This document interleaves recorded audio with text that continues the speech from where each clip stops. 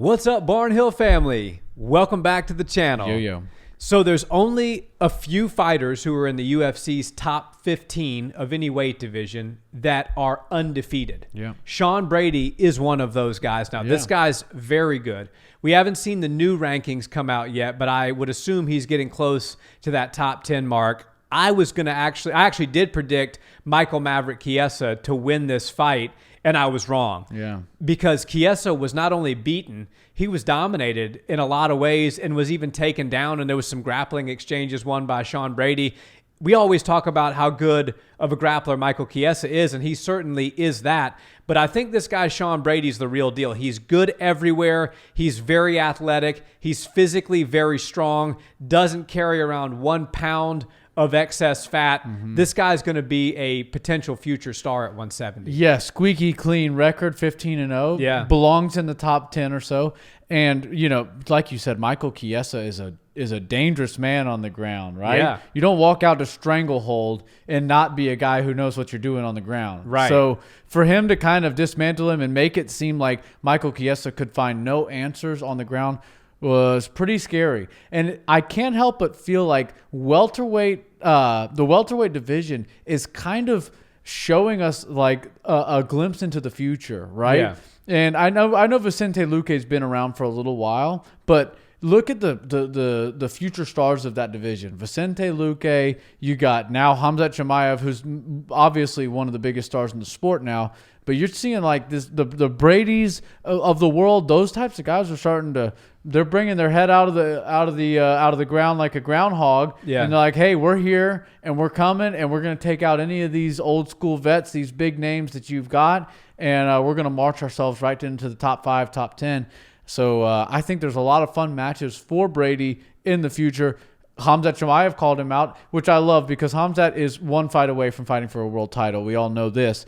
But he also tweeted, man, I want to fight this guy. Let's do it, bro. So it shows you that, like, they know a real prospect respects another real prospect, and they want to go and get it on. I hope that they do it sooner than later because I feel like they're both like right now about to start peaking and going right into their primes. But yeah, Brady, man, that's an impressive guy. Yeah, some of the best tats in the game too. For sure. Just absolutely covered. He said he's going for the full Japanese body sleeve. So he clearly is going to a good artist.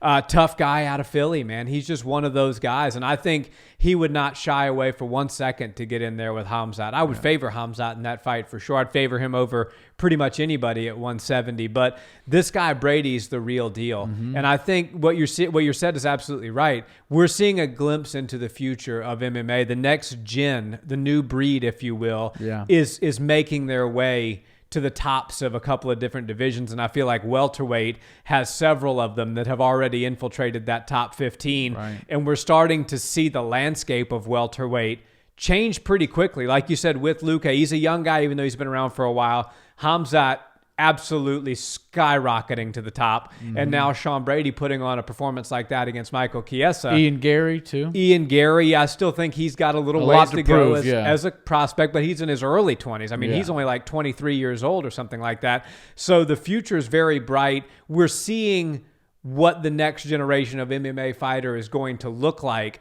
And just like everything else in the history of this sport, it's just evolving and getting bigger, better, and more exciting. Yeah, and you know you got to have it all these days. If you're starting your UFC career in 2020, 2021, or you know even the years to follow, you got to be real good on the ground. You got to be real good with the ground and pound. You got to be real good on the feet. And these guys are showing us that they have all of it. They got the submission skills, the striking to match it. They got some really good, top pressure game. Like he seems like he really knows what he's doing in the wrestling world. Yeah. So I think you got a tough American that just got unleashed onto the welterweight division. I don't know who he's going to fight next. Hopefully it's somebody good. I think he deserves somebody right in that 8 to 11 range, somewhere right about there.